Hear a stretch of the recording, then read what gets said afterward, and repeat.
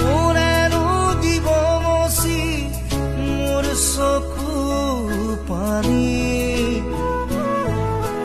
কোনেনো কবহি বেজি মৰাৰ কাহিনী।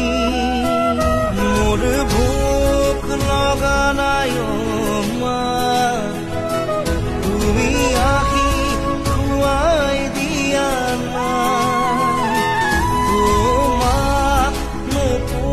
যাতনা